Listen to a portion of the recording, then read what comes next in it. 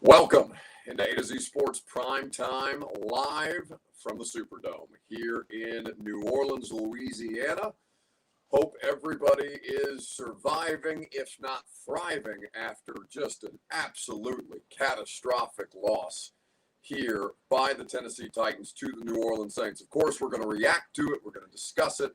I know the audio situation isn't ideal here in the Superdome, but it is enough that we will overcome and have a great show together because, my God, what that football team just put out on the field was concerning, to say the least. We will go through the various ways in which we are concerned about this particular football team, and we look forward to having your participation throughout the course of the next 45 minutes to an hour or so. I'm flying back from New Orleans tonight. That's why prime time is bumped up about an hour. So for those of you who complain about my regularly scheduled appearances being closer to 8:30 than they are to 8 o'clock, here you are, 7:09, live and in person. Either way, we're happy to have you in.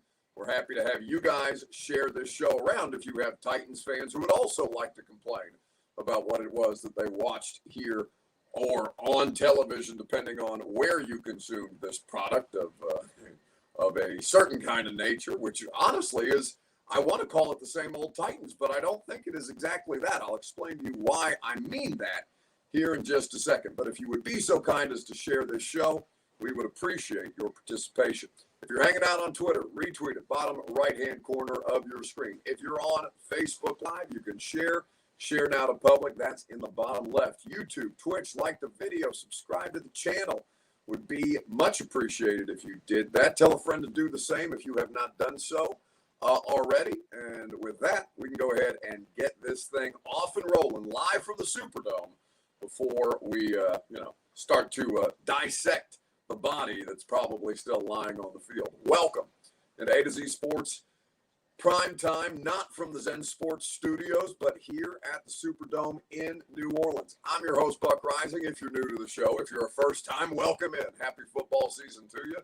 Hopefully, for your sakes, it will not go the way that it went today for the remainder of the season, but we shall see. I'm proud, as always, to be presented to you by the great people at Zen Sports. Promo code ATOZTN is how you get in on all the action. Tell you more about their great cashback offers in the Zen Sports app. But if you're betting the NFL, Zen Sports is your place to do so. Of course, the law offices of Amanda J. Gentry. Wherever justice demands, Amanda J. has you covered. The best in the business when it comes to protecting your constitutional rights is the law offices of Amanda J. Gentry, AmandaJGentry.com.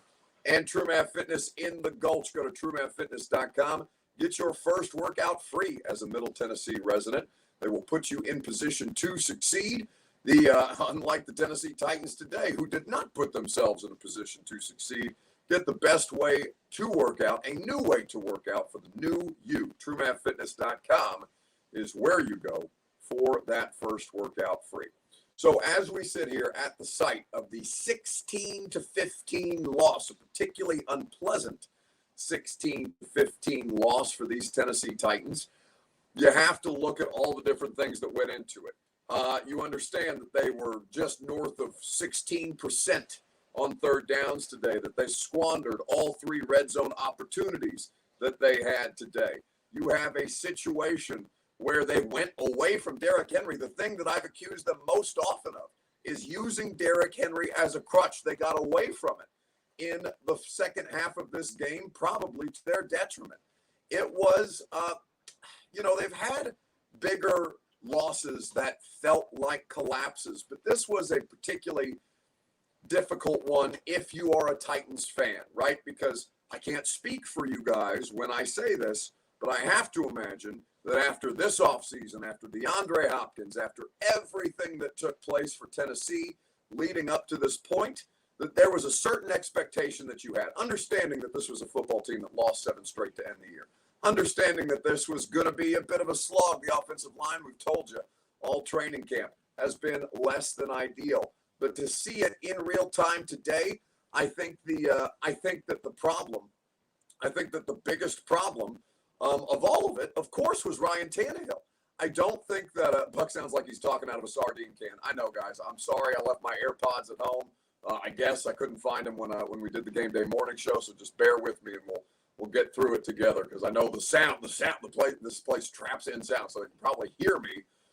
They could probably hear me down on the field at the Superdome, instead of as opposed to having a little bit of a cleaner reception for you guys. So we'll do the best that we can throughout the course of this evening. But looking at what you have with Ryan Tannehill, I think that the problem for Ryan Tannehill is this. He's 35 years old, okay? This is not a situation where he feels like he is going to be making substantial improvements. Jimmy Mixday says Levis will be quarterback by week 8.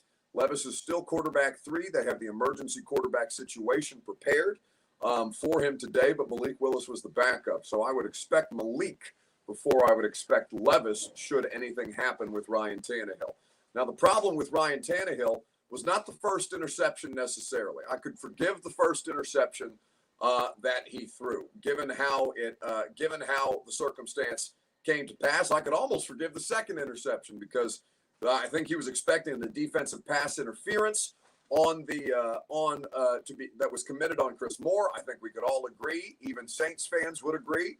Just as Elijah Molden got away with a DPI at the end of the game for the Titans, number 6 and I can't remember who the other defender on the DPI on Chris Moore, the not called DPI on Chris Moore was, but either way, I would almost forgive the second interception.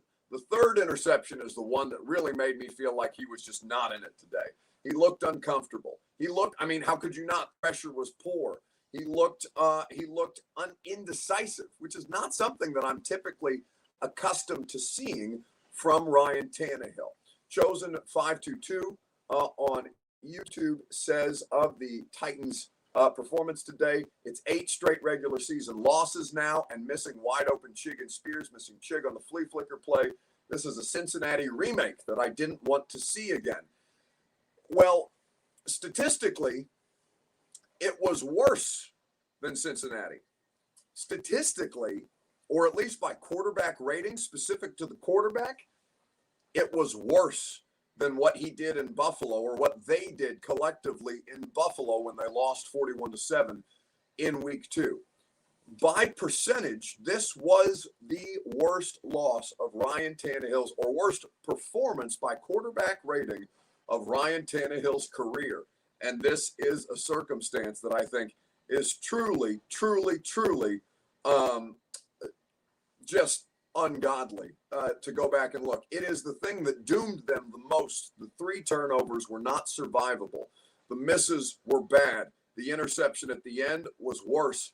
And I think the situation for Tennessee, they have to find ways to put him in position to succeed, because for better or worse, Ryan Tannehill is still the best player that they have at the quarterback position. Now, I know it may not feel like that today, but I can assure you that, and I think my Titans media colleagues who have been out at practice would assure you that Ryan Tannehill is still the best option at quarterback for this team. Many of you said that it couldn't get worse, and I promise you it can get worse than a 1-point loss.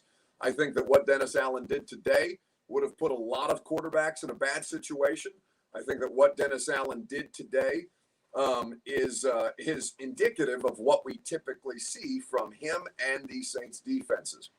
They could have been had in the run game, and that, I think, is the thing that bothers you the most. But we'll get to your Two Rivers Ford take before I get too far ahead of myself on Facebook, YouTube, Twitter, and on Twitch. Let me know, what would you classify as the worst or the biggest concern from the Titans' performance today? Facebook, YouTube, Twitter, and Twitch is where you can do it. Make sure that you leave your answer in the comment section. We'll discuss amongst ourselves in a second, right after I remind you that the Primetime Show is made possible, as is your Two Rivers Ford take, by Two Rivers Ford. Go to Two Rivers Ford in Mount Juliet. Quality American-made Ford vehicles, award-winning customer service. The best in the business is Two Rivers Ford. Get your quality American-made Ford vehicles and the kind of customer service that you know and trust. DeAndre Hopkins, Coach Dave McGinnis, Ramon Foster, Ben Jones, Don Davenport, and myself, all customers at Two Rivers Ford across 40 years of doing it. Two Rivers Ford in Mount Juliet or online at tworiversford.com. So the situation for the Titans today, what was your biggest concern? Zach Adkins on Facebook Live says the offensive line. Dean Ward says forcing the ball to DeAndre Hopkins, and which two of those interceptions occurred. Jordan Quintana says the offensive line and the quarterback as a tag team combo. Zach Garinger says specifically Ryan Tannehill, the biggest issue today. You know, the thing for me is it's not just Tannehill, right? It's kind of going down because a lot of you are pointing out force feeding D-Hop. And honestly, I think many of you would brought up like a key to the game force feeding D-Hop as something that you would have liked to see, right? If you're going to force feed anybody in the passing game, why wouldn't it be DeAndre Hopkins? Because Treylon Burks wasn't reliable. Treylon Burks had an awful drop on 2nd and 5 on one of these drives. Outside of a 9-yard carry, I think he had one other reception. I think he had 2 receptions on 3 targets and a drop. Treylon Burks was not any kind of game-changing. I did not see Treylon Burks creating separation. I know Chigakonkwo was missed on the 2nd interception. I understand why that's a concern, but I did not think that Chig overwhelmingly acquitted himself today. I saw Spears get open a couple of times. Ryan Tannehill missed him. The playmakers weren't as good as they could have been absent Derrick Henry. In fact, the only player that I feel like did play a good game today was Derrick Henry, and you'll hear from him in just a little second. But by far and away, the biggest concern for me was not just how uncomfortable Tannehill looked, but that Tannehill, I'm going to let you hear from Ryan Tannehill first and foremost, because we asked him a couple of questions today specifically about his interceptions, about his performance. This was the Titans quarterback at the podium not an hour and a half ago. Yeah, it's a sick feeling in your gut, obviously. Didn't go out and play the way we wanted to play. Weren't good enough in the red zone. Missed opportunities, mistakes, all of it, So, there was a couple bright spots, but on the whole, just have to be better in a lot of different areas. Can you walk us through the interceptions from your standpoint? Hey, it doesn't really matter, right? I mean, you can walk through whatever. At the end of the day, whether it doesn't matter what happened, turnovers, and we have to eliminate those to give ourselves a chance to win the game. How would you attribute some of So that's Ryan Tannehill talking about the interceptions, right? Or not talking about the interceptions. He says, honestly, it doesn't matter. And he's getting crushed for that commentary, right? I'm going to walk you through how I felt about that because obviously I asked him the question here in just a second, right after I remind you that the Primetime program is presented by the great folks at Zen Sports. Whether you are betting football, basketball right around the corner, baseball, the regular season wrapping up and the postseason on the horizon, Zen Sports with that promo code ATOZTN is your way to get in on all the action. They have an incredible offer for you. When you download the app and plug in that promo code, you will receive 5% cash back, which is insane. Unlimited 5% cash back on your first couple of bets. That is what Zen Sports offered you. It's an insanity that they're willing to do it. We tried to talk them out of it. They said, no, we're giving the people free money. ZenSports.com is where you go. Download the Zen Sports app today. Get in on the action. Gambling problem, call the Tennessee Red Line, 1-800-889-9789. Terms and conditions do apply. So when I heard Ryan Tannehill say that in response to my question about, hey, man, listen, there are some things that I don't know about how it is you go about doing your job, right? For my context and for the people who are going to be critical of you, would you like to at least walk us through the interceptions as they came down? And when he said, honestly, it doesn't matter, the interceptions are the interceptions, I understand what he's saying, right? He's saying, well, it does me no good to try and explain away the mistakes. The mistakes were made. But there is a bloodthirst for this man right now about his lack of accountability. I don't think it's a lack of accountability. At least that's not how it came off to me. But I do think that he would do himself a great benefit if he simply if he simply walked us through what did you see on the second interception when Chig was wide open and you went in double coverage to Chris Moore. Perhaps you were thinking that you could get the pass interference penalty, so you tried to get the DPI down the field, which would have been something like a 40-yard penalty. I would absolutely have done this or have accepted that as a response, because I thought that there was a DPI that was not called on those two Saint defenders. It bounced off the one's helmet into the other one's arms. Chris Moore tried to come back to the football, couldn't get there because there's a defender in his face. It's the definition of DPI. And, the officiating was a problem all over the place today. You'll hear from Mike Vrabel about that in just a moment.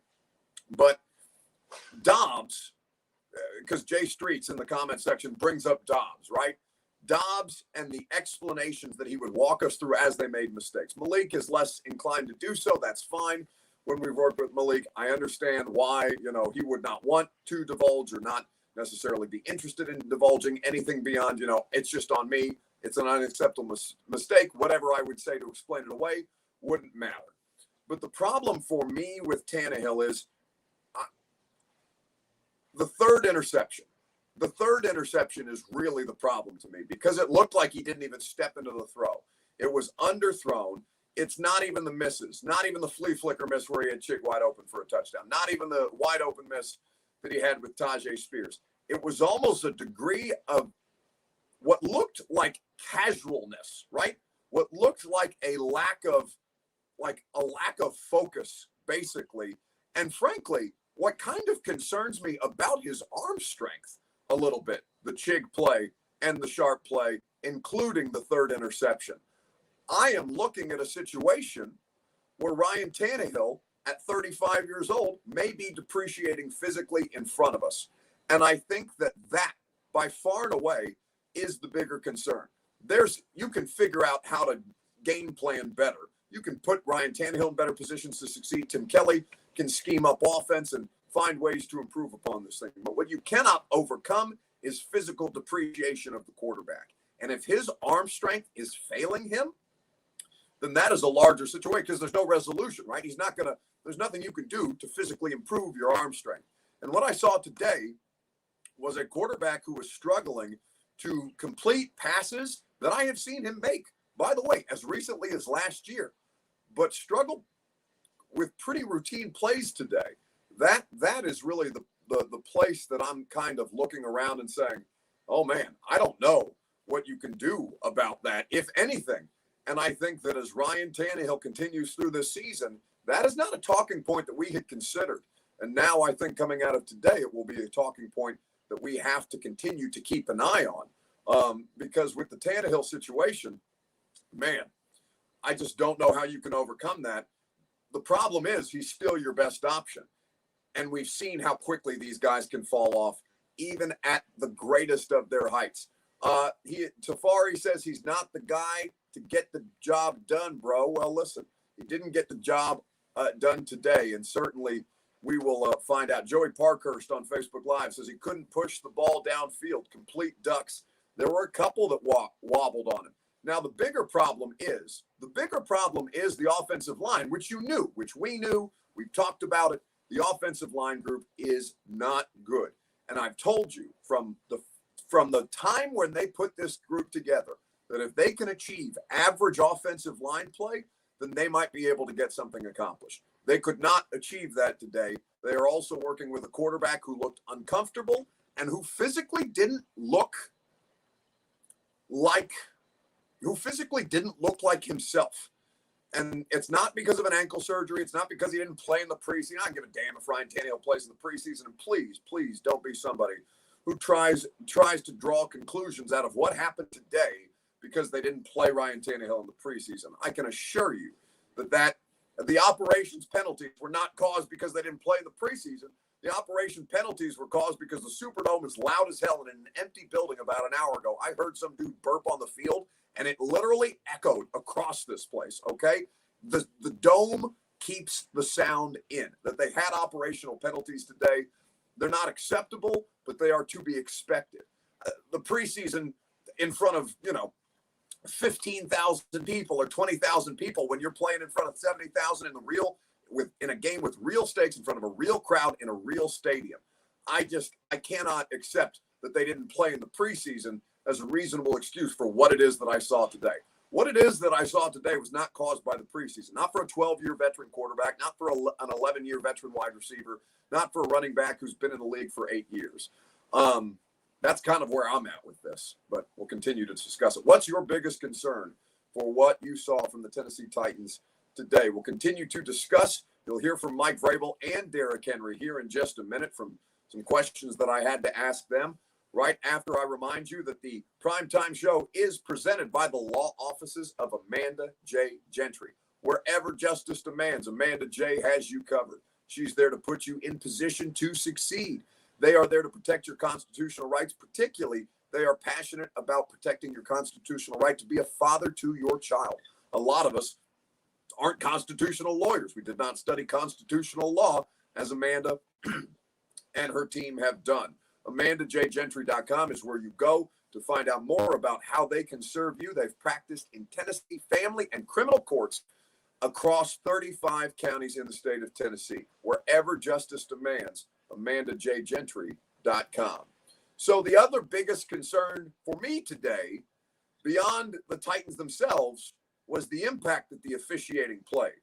Now, I thought that they got away with one at the end on Molden. It ultimately didn't end up mattering because the Saints found a way to get a 41-yard completion on Christian Fulton and run out the clock and ice the game. The bigger situation for me today, NFL officiating cannot be a talking point time in and time out this way. It's just in a really, really bad spot. And I think that's evident, at least in this game. I saw calls on both sides that I vehemently disagreed with. And so I asked Mike Vrabel today about the difference that the fumble recovery that was blown dead, that Kevin Byard could have easily recovered for a touchdown. I asked Mike Vrabel about the consistency of the calls and the effect on momentum, and I thought Vrabel gave a pretty good response. Not in the first half. I mean, whatever it is, you know what I mean? They're going to let it play out sometime. You know, next week that's going to be a fumble, and then the next week it's going to be an incomplete pass, and the next week it's going to be a fumble. So if you're asking me that we should let replay sort it out, I would tell you that we should let replay sort it out. You can go back and look, show the team a lot of things that we covered came up today. Planning the recovery of the ball. I was proud of the way that Kevin didn't flinch and went and got the ball, and the way that we tried to affect the quarterback and just didn't go our way. They called it incomplete, and once it goes to replay, they need clear and obvious evidence that it wasn't a pass. What concept? I'm not saying that the Titans lost today because of the officials. I'm not saying that the Saints won today because of the officials. I just think that officiating cannot continue to play this big a role in the outcomes of games. That play, Dobbs, at the end of the regular season in 2022, that cost the Titans an opportunity to try and beat the Jags, to win the division again for a third straight year and sneak into the postseason. Maybe they would have gotten their backs blown out in the postseason. Who's to say? But I think that the situation, when you have the officiating as inconsistent as it is and a head coach who's on the competition committee, I just don't understand how the league can continue to trot out a product like this where it is clearly and obviously impacting the product. You cannot have it continue to impact the product. I'm not saying this because the Titans, I felt, were the victims of a poor call in the Jags game. I'm not saying this because I felt that the Titans were the victims of a poor call today. You guys know me. You know that I'm not a homer that way, or that I'm not biased that way. I'm just saying, when we see, I thought Elijah Molden, if they're calling defensive pass interference one way, I thought Elijah Molden should have been called for DPI down here on the other field. We could go through a list of calls today.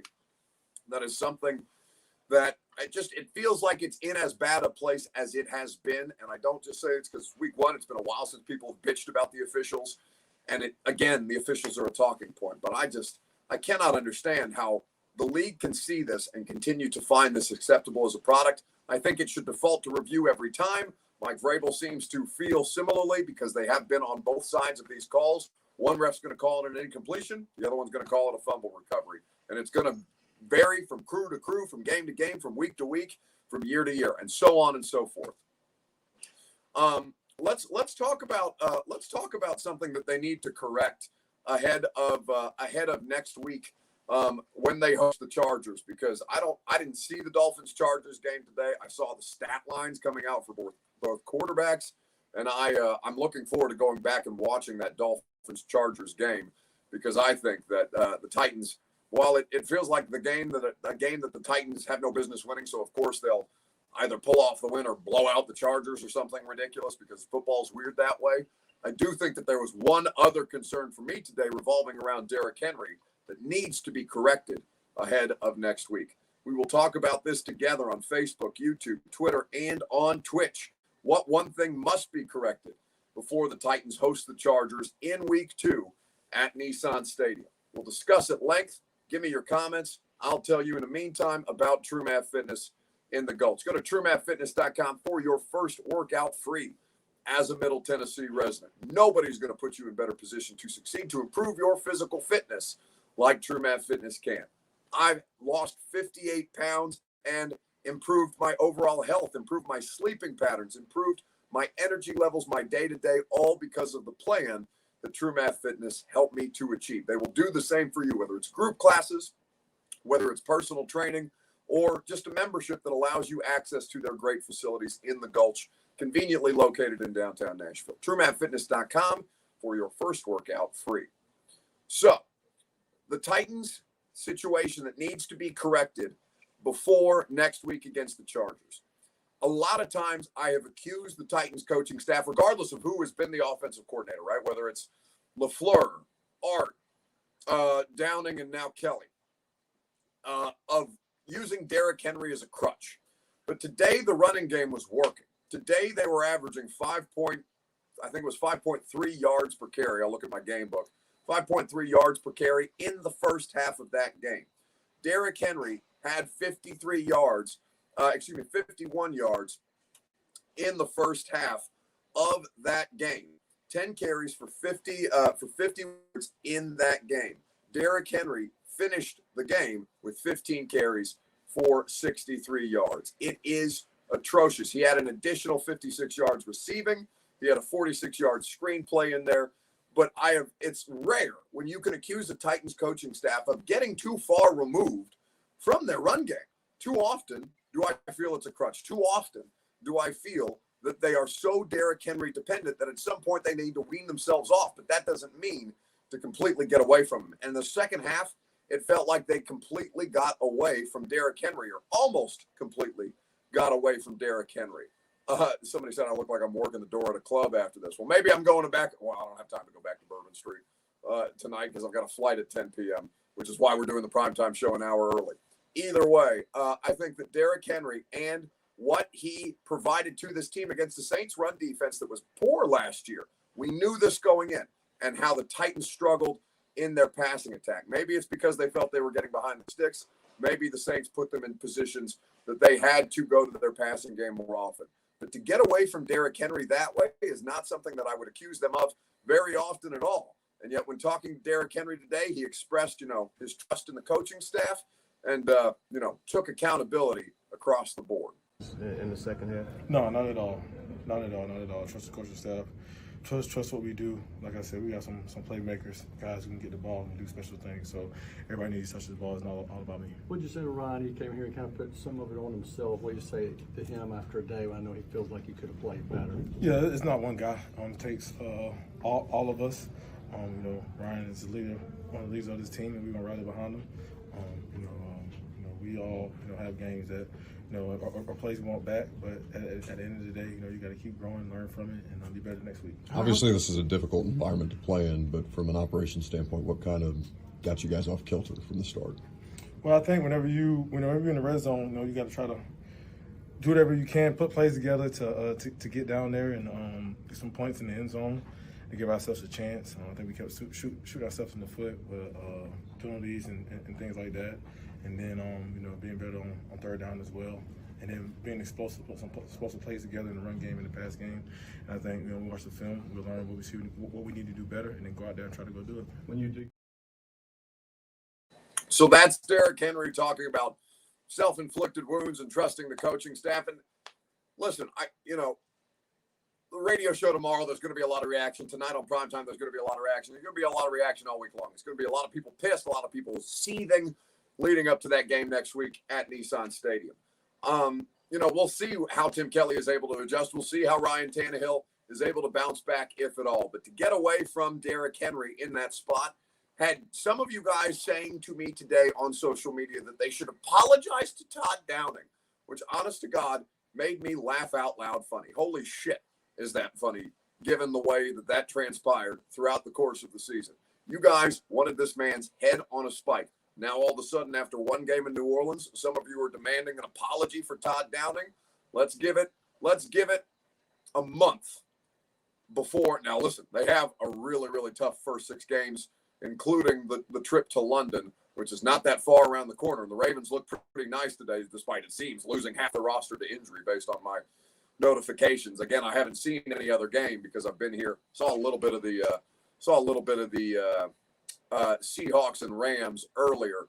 But I think that when you look at what the Titans have to do, they have to get back to the rushing attack. They have to find ways to survive this stretch. And I think that Tim Kelly, from me, and the offense from me, gets about a month before I really, really start to, hammer down on some of the things that I saw. Now, you may think that a month is too much.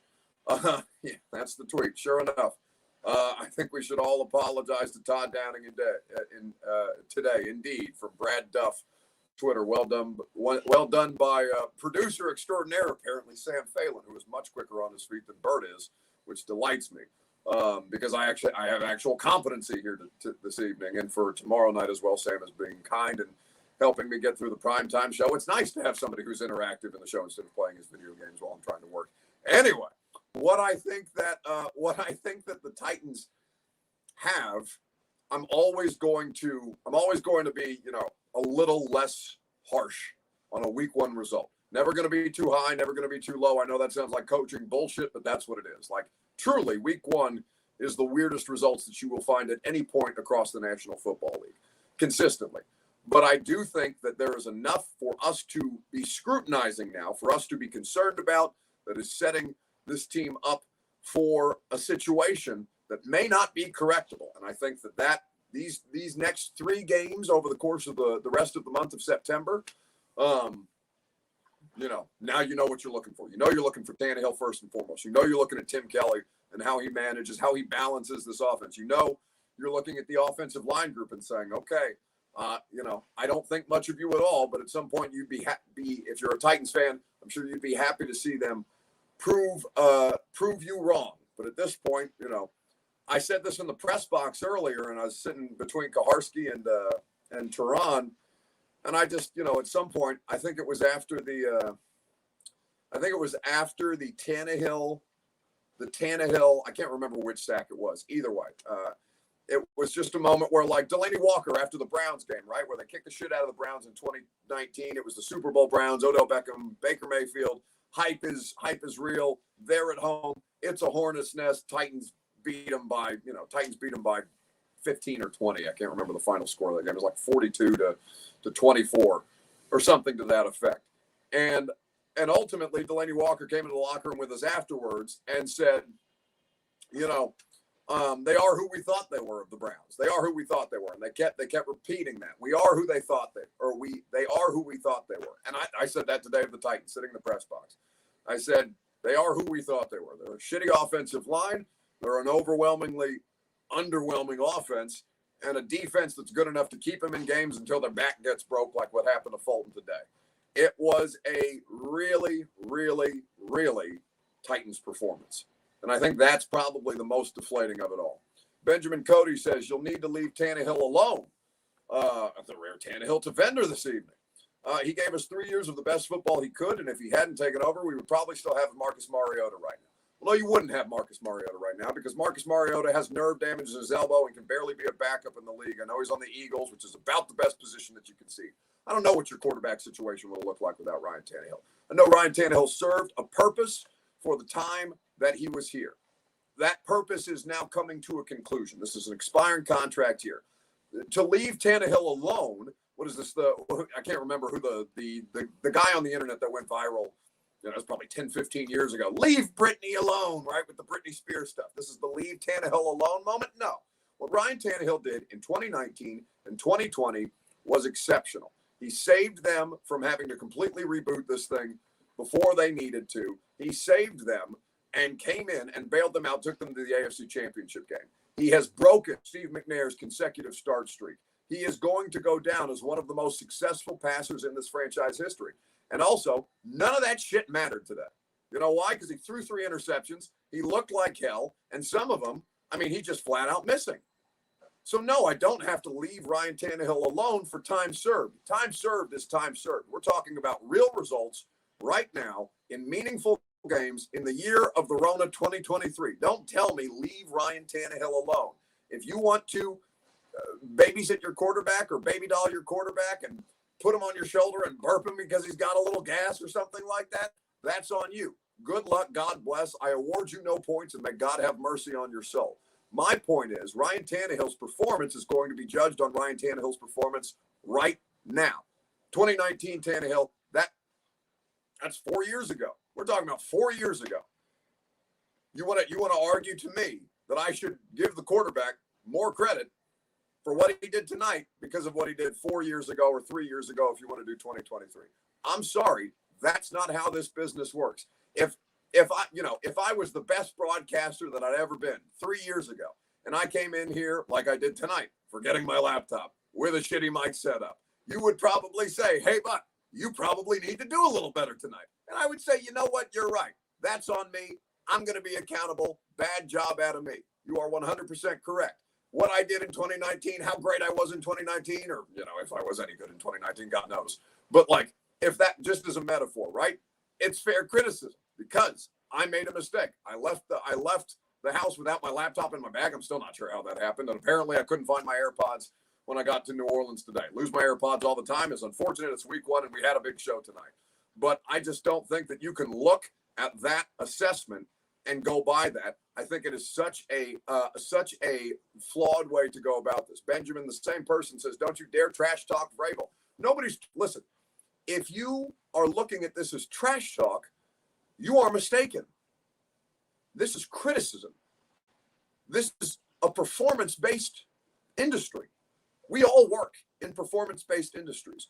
If you struggle in your job today, but you were good 3 years ago, that doesn't matter. You are judged on your performance today, tomorrow, the next day. Understand, Kyle Robinson says, Buck's really going in on this dude. Listen, I saw the comment.